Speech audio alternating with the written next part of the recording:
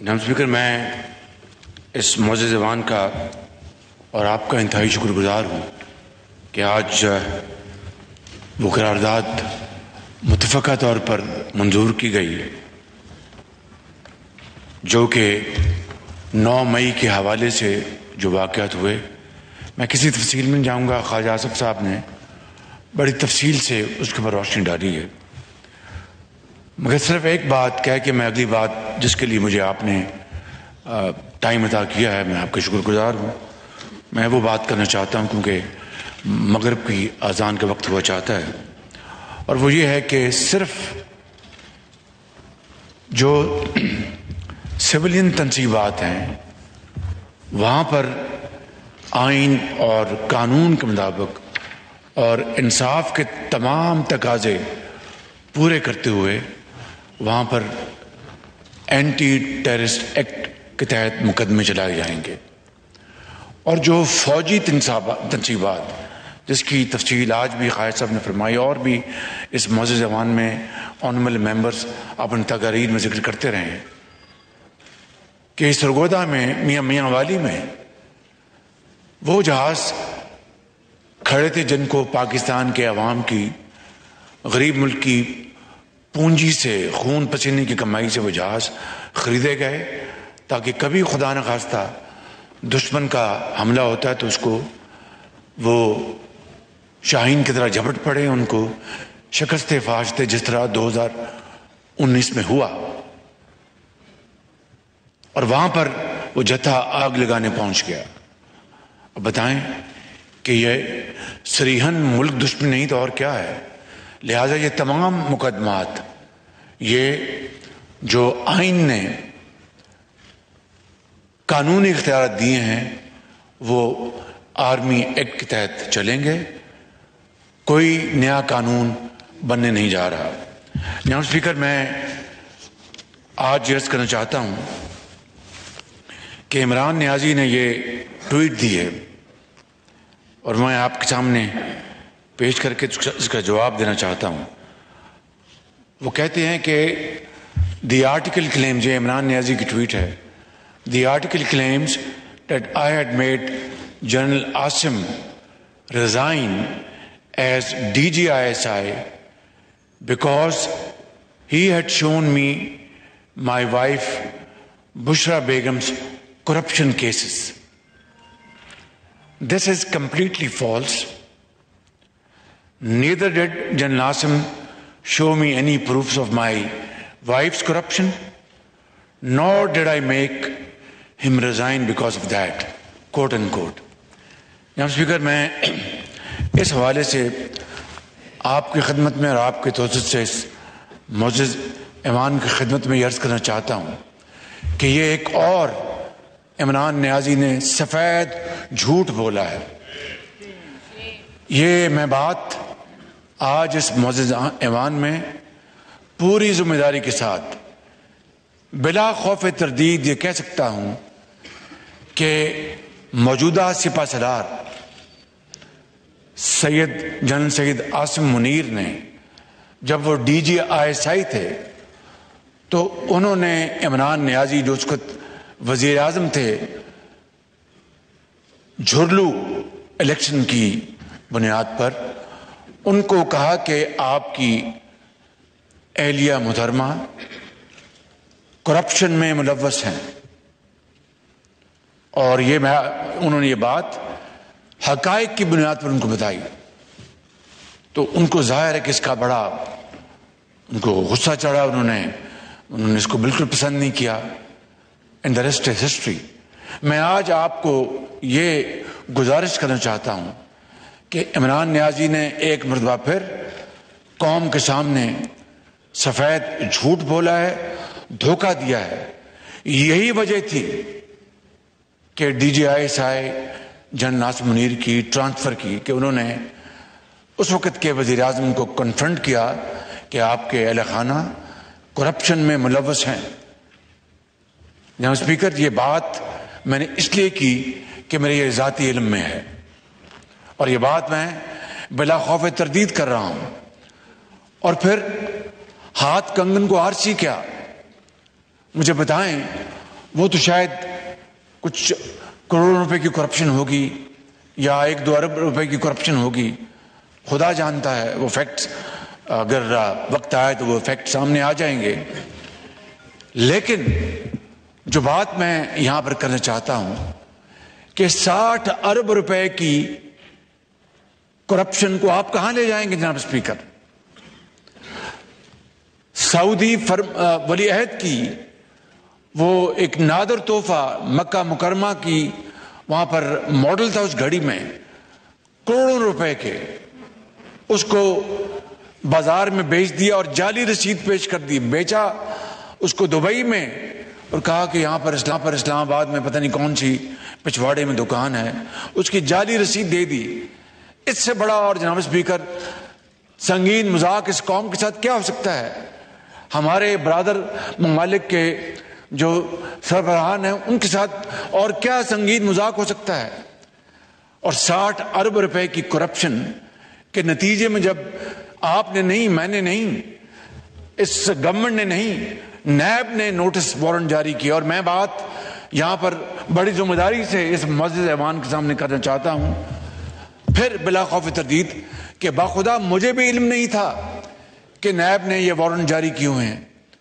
وہ کورٹ میں ان کی گرفتاری ہوئی، یہ ایک علیحدہ موضوع ہے کہ کہاں گرفتاری ہوئی، کس جگہ ہونی چاہیے تھی، لیکن اس کے نتیجے میں جو اس ملک کے اندر 9 مئی کو جو تباہی ہوئی، وہ چشم فلک نے اس طرح کا دل خراش واقعہ کبھی نہیں دیکھا. جناب اسپیکر 60 ارب کو معمولی بات ہے؟ یہاں پر پوری متحدہ اپوزیشن کو دیوار کے ساتھ لگا دیا گیا جعلی مقدمات میں، کہیں کوئی گملہ نہیں ٹوٹا. کس طرح ان کو گھسیٹ کر لے جایا جاتا تھا اور کیا کیا وہ جیلوں میں ہوتا تھا. خود عمران نیازی لاہور وارد ہوتے تھے جب کوئی اپوزیشن کا ممبر جا کے وہ کوڑلکھپت جیل میں وہاں پر گرفتار ہوتا تھا تو خود آ کر وہاں پر ہدایات دیتے تھے. اس حد تک ان کی ذاتی انا کی تسکین کے لیے وہاں پر پہنچتے تھے. اور یہ تو قوم کا پیسہ 60 ارب روپیہ. جناب اسپیکر یہ قومی خزانے میں نہیں آیا، یہ پیسہ سپریم کورٹ کے کسی اکاؤنٹ میں گیا ہے. اور یہ بات یہاں پر اس کی باز گشت ہوئی کہ یہ پیسہ سندھ حکومت کا ہے. جس کا بھی ہے یہ قومی خزانے میں آنا چاہیے تھا. اور سریحن کرپشن ہے. کیبنٹ نے اس کو لفافے کو بنا دیکھے اس کے اوپر فیصلہ لیا گیا اپنا بزور بازو کہ جناب آپ فیصلہ دیں. زور بازو کہا کہ نہیں آپ فیصلہ دیں، یہ بڑا ضروری ہے، آپ بند لفافہ رہنے دیں. یہ ہیں جناب اسپیکر جو معاملات جو میں آج یہاں پر کہنا چاہتا تھا. اور دیکھیں کس طریقے سے پاکستان کی امریکہ کے ساتھ تعلقات کے پرخاشے اڑا دیے گئے اور وہ جعلی لیٹر لہرایا گیا ووٹ آف نو کانفیڈنس کے بعد کئی مہینے کہ جناب یہ امریکہ کی سازش تھی، امریکہ نے یہ امپورٹڈ حکومت لے کے آئے، میری حکومت کو ختم کیا گیا. اور وہ جن کا نام ابھی خالد صاحب نے لیا اسسٹنٹ سیکرٹری جو تھے ان کے حوالے سے، اور دن رات جناب اسپیکر جھوٹ کے اوپر جھوٹ بولا گیا اور لوگوں کے ذہنوں میں یہ بات ان کے داخل کر دی گئی کہ اسی طرح ہوا ہے کہ یہ سازش ہوئی امریکہ کی پاکستان میں میری حکومت کو ختم کرنے کے لیے. اور آج جس طرح ڈیفنس منسٹر صاحب نے کہا کہ اب ان کو فون کیے جا رہے ہیں کہ جناب میری مدد کرو، اسی اتار کے لونڈے سے دوا لیتے ہو. جناب اسپیکر یہ اندازہ کرے کس طرح پاکستان کی خارجہ پالیسی نہیں، ہمارے تعلقات کو برباد کر دیا گیا. اور یہ بات آپ کو پھر یہ کہتا ہوں کہ چین کے ساتھ کس طرح چین آج پاکستان کے ساتھ ایک ہمالیہ کی طرح کھڑا ہے. اور ہندوستان نے جو سازش کی ہے G20 کی میٹنگ وہاں پر بلانے کی، چین نے وہاں پر جانے سے صاف انکار کر دیا. یہ وہ چین ہے جس کے بارے میں انہوں نے کہا کہ جناب یہ چین جو ہے یہ تو انہوں نے سی پیک میں کرپشن کی ہے اور اپنا اربوں روپے کھائے گئے اور یہ شہباز شریف اور نواز شریف کے یہ منصوبے تھے، اس میں کرپشن ہوئی ہے.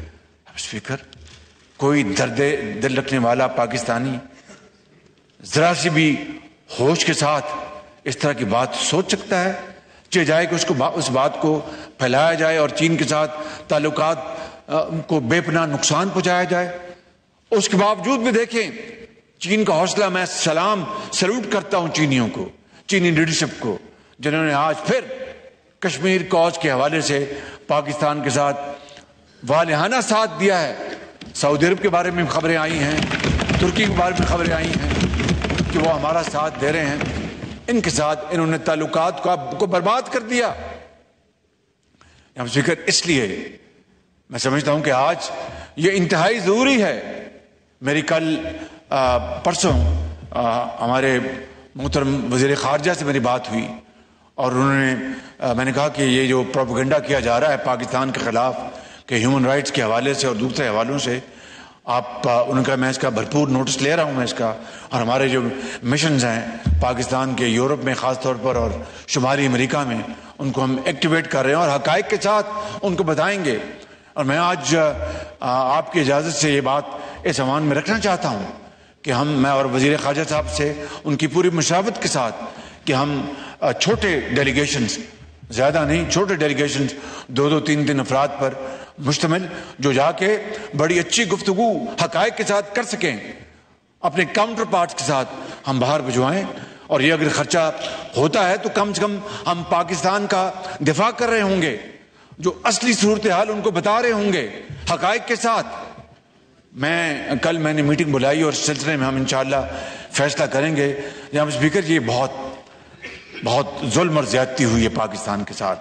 ابھی میں کوئٹہ سے ہو کے آیا ہوں، 19 سال بعد وہاں پر کوئٹہ میں نیشنل گیمز، وہاں پر اس کا آج افتتاح ہوا. 19 سال بعد یہ کوئی معمولی بات ہے کہ کس طریقے سے جناب اسپیکر ان سپوتوں نے، قوم کے سپوتوں نے، جن کے بارے میں وہ مرحومہ نے کہا تھا کہ پتر ہٹاتے نہیں لبدے، انہوں نے اپنی جانیں ہتھیلی پر رکھ کر اپنی قوم کے ماؤں اور بچوں اور بزرگوں اور جوانوں کو بچایا اور اس دہشت گردی کا قلع کم کیا. اور ان کے بارے میں انہوں نے جو کچھ کیا 9 مئی کو، اس کے بعد میں سمجھتا ہوں کہ یہ قوم کبھی اس دلخراش واقعے کو کبھی نہیں بھولے گی.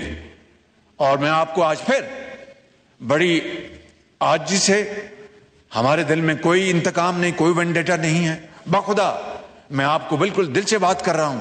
لیکن جنہوں نے اس قوم کے شہیدوں اور غازیوں کی بے حرمتی کی ہے اور ان کے یادگاروں کو پاؤں تلے روندا ہے اور ان کو گالی گلوچ کیا، جا کے اپنا